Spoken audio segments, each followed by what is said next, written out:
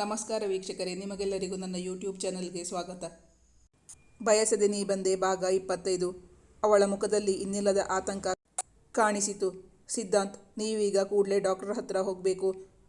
ಇಷ್ಟು ಜೋರಾಗಿ ಇರೋ ಹುಡುಗಿನ ಏನು ಮಾಡಬೇಕು ಅಂದರೆ, ನನ್ನ ಎದೆ ಬಡಿತ ಸರಿಯಾಗಬೇಕಾದ್ರೆ ಆ ಡಾಕ್ಟರ್ ಅಲ್ಲ, ಈ ಡಾಕ್ಟರ್ ಕೊಡುವ ಮೆಡಿಸಿನ್ ತಗೊಳ್ಳೇಬೇಕು ನಾನು.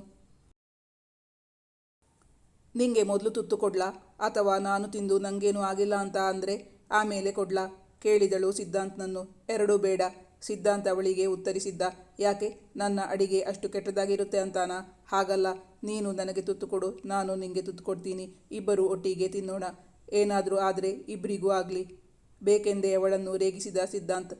ನನ್ನ ರೇಗಿಸ್ತೀಯಾ, ಇರು ನಿಂಗೆ ಮಾಡ್ತೀನಿ ಎಂದು ಸಿಟ್ಟಿನಿಂದ ಕೆಂಗಣ್ಣು ಬೀರುತ್ತಾ ಅವನಿಗೆ ಹೊಡೆಯಲೆಂದು ಬಂದಿದ್ದಳು ಸನಿಹಾ. ಅವನು ಸರಿದು ಅವಳ ಏಟಿನಿಂದ ತಪ್ಪಿಸಿಕೊಂಡು ಬಿಟ್ಟಿದ್ದ. ಬಳಿಕ ಅವಳನ್ನು ತನ್ನ ಬಾಹುಗಳಲ್ಲಿ ಬಂಧಿಸಿಕೊಂಡ. ನಾನು ತಮಾಷೆಗೆ ಹೇಳಿದ್ದು, ನೀನು ಏನು ಮಾಡಿಕೊಟ್ರೂ ತಿಂತೀನಿ, ಆದರೆ ಒಂದೇ ಕಂಡೀಷನ್, ನೀನು ನನ್ನ ಜೊತೆಗೆ ಊಟ ಮಾಡಬೇಕು. ಇಬ್ಬರು ಒಟ್ಟಿಗೆ ಊಟ ಮಾಡೋಣ, ನಿಂಗೆ ಓಕೆನಾ? ಅದಕ್ಕೆ ನೀನೇ ಕಾರಣ, ನೀನೇ ತಾನೇ ನನ್ನ ರೇಗಿಸಿದ್ದು. ಬಿಡು, ನೀನು ಹೀಗೆ ಬಂಧಿಸಿ ಇಟ್ಕೊಂಡ್ರೆ ನಾನು ನಿಂಗೆ ಹೇಗೆ ಊಟ ಮಾಡಿಸಲಿ? ಅವನ ಬಂಧನದಿಂದ ಬಿಡಿಸಿಕೊಳ್ಳಲು ಪ್ರಯತ್ನಿಸುತ್ತಾ ಹೇಳಿದಳು ಸನಿಹಾ. ಮೊದಲು ಕಪ್ಗೆ ಗಸಗಸೆ ಪಾಯಸ ಹಾಕಿ ತಂದಿದ್ದಳು ಸನಿಹಾ. ಓ, ಅಮ್ಮ ಅವರಿಗೆ ಸ್ವೀಟ್ ಇಷ್ಟ ಅಲ್ವಾ, ಅದಕ್ಕೆ ಸ್ವೀಟ್ ಮೊದಲು ತಿನ್ನಬೇಕು ಅಂತಾನ ಎಂದು ಹೇಳುತ್ತಾ ಅವಳು ಕೊಟ್ಟ ಪಾಯಸ ತಿಂದ. ಅವನು ರುಚಿ ನೋಡಿ ಹೇಗಿದೆ ಎಂದು ಹೇಳಲಿ ಎಂದು ಕಾಯುತ್ತಿದ್ದಳು ಸನಿಹಾ. ಸಕ್ಕರೆ ಅಂಗಡಿಯಿಂದ ತರಬೇಕೇನೋ ಅನ್ನೋ ಹಾಗಿದೆ ಪಾಯಸ. ಯಾಕೆ, ಸಕ್ಕರೆ ಡಬ್ಬಿಯಲ್ಲಿ ಖಾಲಿಯಾಗಿ ಹೋಗಿತ್ತಾ? ಸ್ವೀಟ್ ಕಡಿಮೆ ಆಯಿತು. ಅವನು ತಾನು ಮಾಡಿದ ಪಾಯಸ ತಿಂದು ಖುಷಿಯಾಗಿ ಹೊಗಳುತ್ತಾನೆ ಎಂದು ನಿರೀಕ್ಷಿಸುತ್ತಿದ್ದ ಸನಿಹಾಗೆ ತುಂಬ ಬೇಸರವಾಗಿ ಬಿಟ್ಟಿತ್ತು.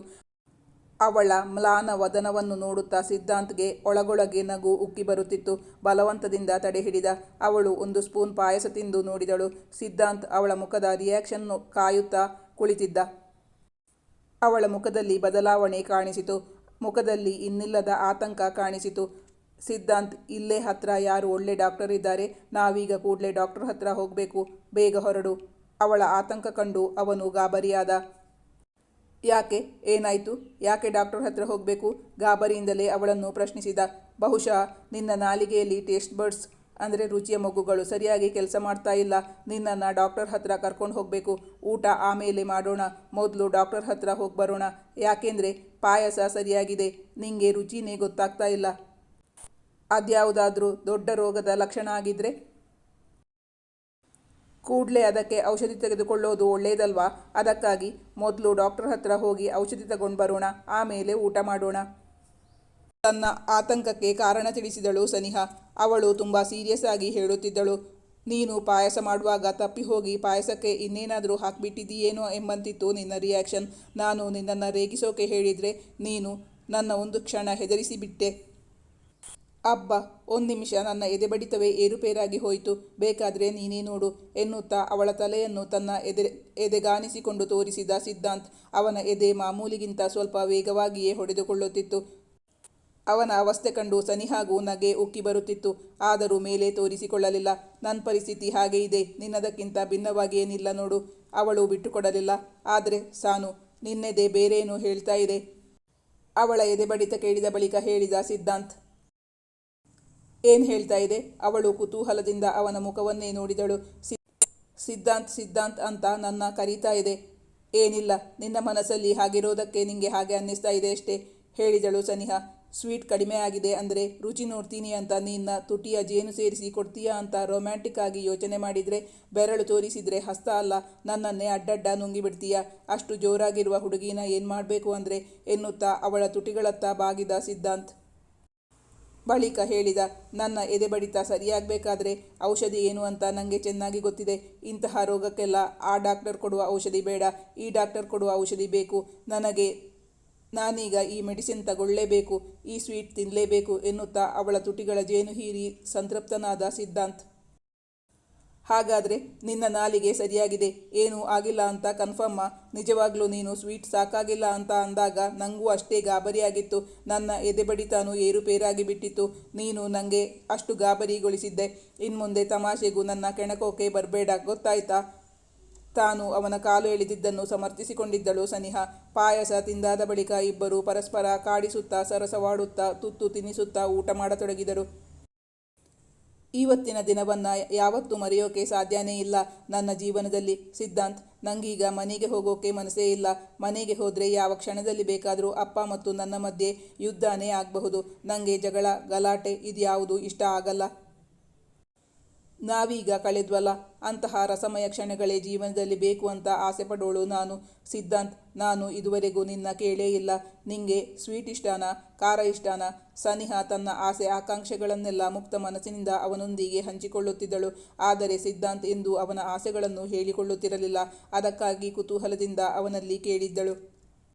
ಅವನೀಗಲೂ ರೊಮ್ಯಾಂಟಿಕ್ ಮೂಡ್ನಲ್ಲೇ ಇದ್ದ. ನನಗೂ ಮೊದಲು ಸ್ವೀಟ್ ಇಷ್ಟ ಇತ್ತು, ಆದರೆ ಈಗ ನನ್ನ ಟೇಸ್ಟ್ ಚೇಂಜ್ ಆಗಿಬಿಟ್ಟಿದೆ. ಹೌದಾ, ಅದ್ಯಾವಾಗಿಂದ? ಕುತೂಹಲದಿಂದ ಕೇಳಿದಳು. ಇತ್ತೀಚೆಗೆ ಕೆಲವು ದಿನಗಳಿಂದ. ಸ್ವೀಟ್ ತಿನ್ನೋ ಖಾರದ ಹುಡುಗಿ ನನಗೆ ತುಂಬ ಇಷ್ಟ ಆಗಿಬಿಟ್ಟಿದ್ದಾಳೆ ಎನ್ನುತ್ತಾ ಅವಳತ್ತ ನೋಡಿ ಹುಬ್ಬು ಕುಣಿಸಿ ನಕ್ಕ ಸಿದ್ಧಾಂತ್. ಮುನಿಸು ಏರಿತು ಸನಿಹಾಗೆ.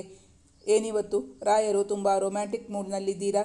ನಾನು ಸೀರಿಯಸ್ ಆಗಿ ಕೇಳ್ತಾ ಇದ್ದೀನಿ. ನೀನು ಇನ್ನೇನು ಹೇಳ್ತಾ ಇದ್ದೀಯಾ? ಇವತ್ತು ಅಪ್ಪ ಸಿಕ್ಕಿದ್ರೆ ಇವತ್ತೇ ಅಪ್ಪನ ಹತ್ತಿರ ಮಾತಾಡಿ ಅವರ ತಪ್ಪನ್ನು ಅವರಿಗೆ ಮನವರಿಕೆ ಮಾಡಿಕೊಡ್ಬೇಕು. ನಿಂಗಾದ ಅನ್ಯಾಯಕ್ಕೆ ಸಾಧ್ಯ ಆದಷ್ಟರ ಮಟ್ಟಿಗೆ ಅವರಿಂದ ನ್ಯಾಯ ಒದಗಿಸಿಕೊಡ್ಬೇಕು ಅಂತ ಪ್ರಯತ್ನ ಪಡ್ತಾ ಇದ್ದೀನಿ. ನನಗೆ ಆದಷ್ಟು ಬೇಗ ಅಂದರೆ ಇನ್ನು 2-3 ದಿನಗಳಲ್ಲಿ ಶಾಶ್ವತವಾಗಿ ನಿನ್ನ ಹತ್ತಿರ ಬರಬೇಕು, ನಿನ್ನ ಈ ತೋಳುಗಳಲ್ಲಿ ಪರ್ಮನೆಂಟಾಗಿ ಬಂದಿಯಾಗಿರಬೇಕು ಅಂತ ಆಸೆ ಆಗ್ತಾ ಇದೆ. ತನ್ನ ಮನದಿಂಗಿತವನ್ನು ಅವನ ಬಳಿ ಹೇಳಿಕೊಂಡಳು ಸನಿಹಾ. ನನಗೇನೋ ನಿನ್ನದು ವಿಚಿತ್ರವಾದ ಆಸೆ ಅಂತ ಅನ್ನಿಸ್ತಾ ಇದೆ. ಎಲ್ಲರೂ ಸ್ವಾತಂತ್ರ್ಯವನ್ನು ಬಯಸಿದರೆ ನೀನು ಬಂದಿ ಆಗಿರಬೇಕು ಅಂತ ಬಯಸ್ತೀಯಲ್ಲ, ಬೇಕೆಂದೇ ಅವಳನ್ನು ಕೆಣಕಿದ ಸಿದ್ಧಾಂತ್. ಹಾಗಾದರೆ ನಾನು ಇಲ್ಲಿ ಬಂದಿರುವುದು ನಿಂಗೆ ಇಷ್ಟ ಇಲ್ಲ ಅಂತ ಆಯಿತು. ಬೇಡ ಬಿಡು, ಬರಲ್ಲ. ನೀನಾಗಿ ನೀನೇ ಒಂದಿನ ಬಂದು, ಸಾನು ಪ್ಲೀಸ್ ನನ್ನ ಜೊತೆ ಬಾ ಅಂತ ಹೇಳಬೇಕು. ಹಾಗೆ ಮಾಡೇ ಮಾಡ್ತೀನಿ ನೋಡು. ಯಾವಾಗಲೂ ನಾನಾಗಿ ನಾನೇ ಕಾಲ್ ಮಾಡಿಕೊಂಡು ಬರ್ತೀನಲ್ಲ, ಅದು ನಿಂಗೆ ಸದರ ಕೊಟ್ಟ ಹಾಗೆ ಆಗಿದೆ. ನನ್ನ ಬೆಲೆನೇ ಗೊತ್ತಾಗ್ತಿಲ್ಲ. ನೀನು ಕರೆಯೋ ತನಕನೂ ನಾನು ಬರಲ್ಲ. ಈಗಲೇ ನಿಮ್ಮ ಮನೆಯಿಂದ ಹೋಗ್ತೀನಿ. ಮುನಿಸೇರಿ ಹೊರಟವಳನ್ನು ಅಡ್ಡಗಟ್ಟಿ ತಡೆದು ಅವಳ ಕೈಯಿಂದಲೇ ತನ್ನ 2 ಕೆನ್ನೆಗಳಿಗೂ ತಪ್ಪು ಹಾಕಿಕೊಂಡ ಸಿದ್ಧಾಂತ್. ತಪ್ಪಾಯಿತು ಮೇಡಮ್, ಇನ್ನೆಂದು ನನ್ನ ನಾಲಿಗೆಯಿಂದ ಇಂತಹ ಮಾತುಗಳು ಹೊರಬರಲ್ಲ. ರೇಗಿ ಕೆಂಪಾಗಿರೋ ನಿನ್ನ ಮುಖ ನೋಡೋಕ್ಕೋಸ್ಕರ ಹೇಳಿದ್ದಷ್ಟೇ. ಅದನ್ನೆಲ್ಲ ಸೀರಿಯಸ್ ಆಗಿ ತಗೋಬೇಡ. ಅವನು ತಪ್ಪು ಒಪ್ಪಿಕೊಂಡ ಮೇಲೆಯೇ ಸನಿಹಾ ಶಾಂತವಾಗಿದ್ದು. ಸಾನು, ನನಗೂ ಯಾವಾಗಲೂ ನಿನ್ನ ಜೊತೆನೇ ಇರಬೇಕು ಅಂತ ಆಸೆ ಇದೆ. ಆದರೆ ನಾನು ಆಸೆ ಪಟ್ಟಿದ್ದು ಯಾವುದು ಇದುವರೆಗೂ ಈಡೇರೇ ಇಲ್ಲ. ಸಾನು, ನೀನು ನನಗೊಂದು ಮಾತು ಕೊಡಬೇಕು. ನನ್ನ ಸಂತೋಷಕ್ಕೋಸ್ಕರ, ನನ್ನ ಖುಷಿಗೋಸ್ಕರ ನನ್ನ ಈ ಆಸೆನ ಈಡೇರಿಸ್ತೀನಿ ಅಂತ ಮಾತು ಕೊಡು. ಸಿದ್ಧಾಂತ್ ಸನಿಹಾ ಬಳಿ ವಚನ ತೆಗೆದುಕೊಳ್ಳಲು ನೋಡುತ್ತಾನೆ. ಅವನ ಖುಷಿಯೇ ಅವಳ ಖುಷಿಯಲ್ಲವೇ? ಅವಳು ಹೇಳಿದಳು. ಸಿದ್ಧಾಂತ್, ನೀನು ಖುಷಿಯಾಗಿರ್ತೀಯ ಅಂದರೆ ನೀನು ಏನು ಕೇಳಿದರೂ ಇಲ್ಲ ಅನ್ನೋ ಮಾತೇ ಇಲ್ಲ. ನೀನು ಕೇಳಿದ್ದು ಖಂಡಿತವಾಗಿಯೂ ನಡೆಸಿಕೊಡ್ತೀನಿ ಎಂದು ಹೇಳುತ್ತಾ ಚಾಚಿದ ಅವನ ಬಲದ ಕೈಯ ಮೇಲೆ ತನ್ನ ಬಲದ ಕೈಯನ್ನಿಟ್ಟು ಹೇಳಿದಳು ಸನಿಹಾ. ಅವನು ತುಂಬ ದಿನದಿಂದ ಅವಳಲ್ಲಿ ಕೇಳಬೇಕೆಂದುಕೊಂಡಿದ್ದನ್ನು ಇಂದು ಕೇಳುತ್ತಿದ್ದಾನೆ. ನಾನೀಗ ಕಲ್ಲು ಮುಳ್ಳುಗಳಿರೋ ಹಾದಿಯಲ್ಲಿ ಸಾಗ್ತಾ ಇದ್ದೀನಿ. ನನಗೆ ಯಾವಾಗ ಏನು ಬೇಕಾದರೂ ಆಗಬಹುದು. ಒಂದು ವೇಳೆ ನನಗೇನಾದರೂ ಆದರೆ ನೀನು ನನ್ನನ್ನೇ ನೆನೆಸ್ಕೊಂಡು ಕೊರಗ್ತಾ ನಿನ್ನ ಜೀವನ ಹಾಳು ಮಾಡಬಾರ್ದು.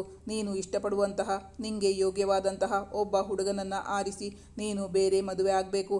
ನಾನು ಸತ್ತರೂ ನಿನ್ನ ಜೀವನ ಸರಿಯಾಗಿ ಇರುತ್ತೆ ಅಂದರೆ ಸತ್ಮೇಲೂ ನನ್ನ ಆತ್ಮಕ್ಕೆ ಶಾಂತಿ ಸಿಗೋದು ಎಂದು ಹೇಳಿದ ಸಿದ್ಧಾಂತ್.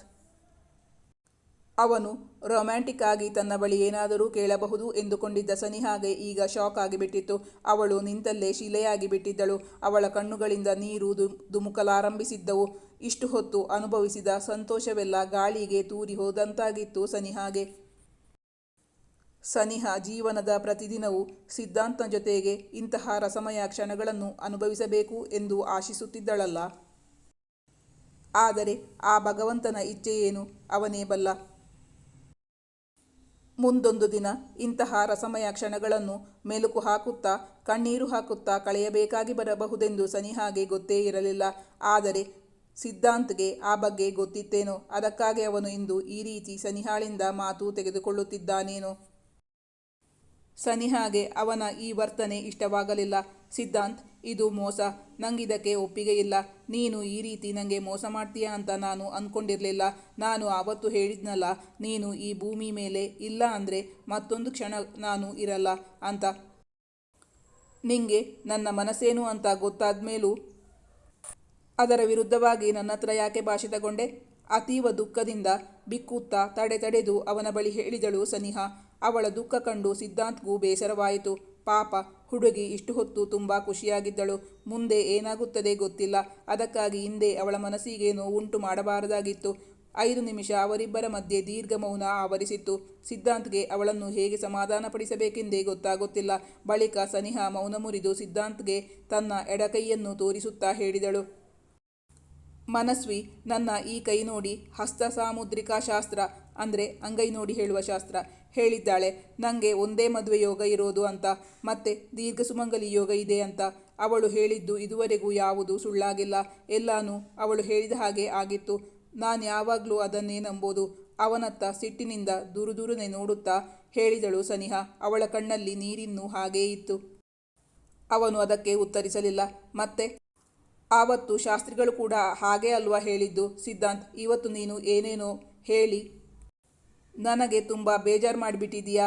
ಯಾಕೆ ನನ್ನ ಅಳಿಸಿ ಕಳಿಸ್ಬೇಕು ಅಂತ ತೀರ್ಮಾನ ಮಾಡಿಬಿಟ್ಟಿದೀಯಾ? ಅವನನ್ನು ಕೇಳಿದಳು.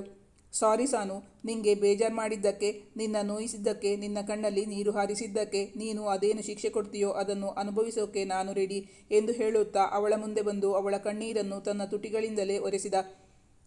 ನೀನು ನನ್ನ ನೋಯಿಸಿದ್ದಕ್ಕೆ ನಾನು 1 ವಾರ ಆದರೂ ನಿನ್ನಿಂದ ದೂರ ಇರಬೇಕು, ನಿನ್ನ ಹತ್ರ ಮಾತೇ ಆಡಬಾರ್ದು, ಆ ಶಿಕ್ಷೆ ಕೊಡಬೇಕು ಅಂತ ಅಂದ್ಕೊಂಡಿದ್ದೆ. ಆದರೆ ಏನು ಮಾಡಲಿ, ಅದು ನಿಂಗೆ ನಾನು ಕೊಡುವ ಶಿಕ್ಷೆ ಅಲ್ಲ, ನನಗೆ ನಾನೇ ಕೊಟ್ಕೊಳ್ಳೋ ಶಿಕ್ಷೆ.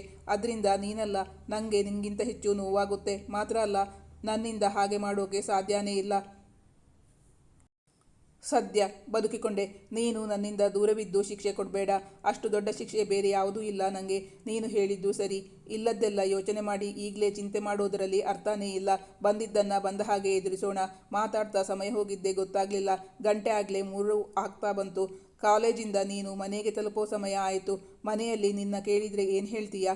ಮುಂದೆ ಅವಳು ಎದುರಿಸಬೇಕಾದ ಸನ್ನಿವೇಶದ ಬಗ್ಗೆ ಅವಳಿಗೆ ಅರಿವು ಮಾಡಿಕೊಟ್ಟ ಸಿದ್ಧಾಂತ್. ನೀನು ಆವತ್ತು ಹೇಳಿದ್ಯಲ್ಲ, ಸುಳ್ಳು ಹೇಳುವವರನ್ನ ಕಂಡ್ರೆ ಇಷ್ಟ ಅಂತ. ಅದುವರೆಗೂ ಸುಳ್ಳು ಹೇಳೋಕೆ ತುಂಬ ಭಯ ಆಗ್ತಿತ್ತು. ಈಗ ಅಷ್ಟು ಭಯ ಆಗಲ್ಲ. ಯಾವುದಾದ್ರೂ ಒಂದು ಸುಳ್ಳು ಹೇಳಬೇಕು. ಹಸಿವಾಗ್ತಿತ್ತು ಅಂತ ಊಟ ಮುಗಿಸ್ಕೊಂಡು ಬಂದೆ. ಆಮೇಲೆ 2 ಬಸ್ಸು ನಿಲ್ಲಿಸಿರಲಿಲ್ಲ ಅಂತ ಹೇಳ್ತೀನಿ. ಅಂತೂ ನನ್ನ ಹತ್ರ ಇಂಡೈರೆಕ್ಟಾಗಿ ಹೊರಟು ಹೋಗು ಅಂತ ಹೇಳ್ತಾ ಇದ್ದೀಯಾ? ಮತ್ತೆ ಅವನನ್ನು ಕೆಣಕಿದ್ದಳು ಸನಿಹಾ. ಅವಳು ಅಷ್ಟು ಹೇಳುತ್ತಲೇ ಸಿದ್ಧಾಂತ್ ಅವಳನ್ನು ಮತ್ತೆ ತನ್ನ ತೋಳುಗಳಲ್ಲಿ ಬಂಧಿಸಿಕೊಳ್ಳುತ್ತಾ ಹೇಳಿದ. ಹಾಗಾದರೆ ಇವತ್ತು ಎಲ್ಲೂ ಹೋಗಬೇಡ, ಇಲ್ಲೇ ಇರು. ಹೀಗೆ ಸಲಹೆ ಇತ್ತ ಸಿದ್ಧಾಂತ್. ನೀನು ಹೇಳಿದಂಗೆ ಹೀಗೆ ಇರೋಣ ಅಂತ ಅನ್ನಿಸ್ತಾ ಇದೆ. ಇಲ್ಲಿ ಬರುವಾಗ ನಾನು ತುಂಬ ಖುಷಿಯಾಗಿ ಬರ್ತೀನಿ. ಆದರೆ ಹೋಗುವಾಗ ನನ್ನ ಕಣ್ಣುಗಳು ತುಂಬ್ತಾ ಇವೆ. ಎಷ್ಟು ಬೇಡ ಅಂದರೂ ತಡ್ಕೊಳ್ಳೋಕೆ ಆಗ್ತಾ ಇಲ್ಲ. ಇನ್ನು ಲೇಟಾದರೆ ಮನೆಯಿಂದ ಯಾರಾದರೂ ಹುಡುಕೊಂಡು ಬಂದಾರು. ಆಗಲೇ ಅಮ್ಮ 2-3 ಸಲ ಕಾಲ್ ಮಾಡಿದ್ದಾರೆ. ನಾನು ರಿಸೀವ್ ಮಾಡಿಲ್ಲ. ಬರೋದು ಲೇಟಾಗುತ್ತೆ, ಗಾಬರಿ ಆಗಬೇಡ ಅಂತ ಮೆಸೇಜ್ ಹಾಕಿದ್ದೀನಿ ಹೇಳಿದಳು ಸನಿಹಾ. ಈ ಕಥೆಯ ಮುಂದಿನ ಭಾಗ ಮುಂದಿನ ಸಂಚಿಕೆಯಲ್ಲಿ ಮುಂದುವರಿಯುವುದು. ವೀಕ್ಷಕರೇ, ನಿಮ್ಮ ಅನಿಸಿಕೆ ಅಭಿಪ್ರಾಯವನ್ನು ಕಮೆಂಟ್ ಮಾಡಿ ತಿಳಿಸಿ. Thank you for watching.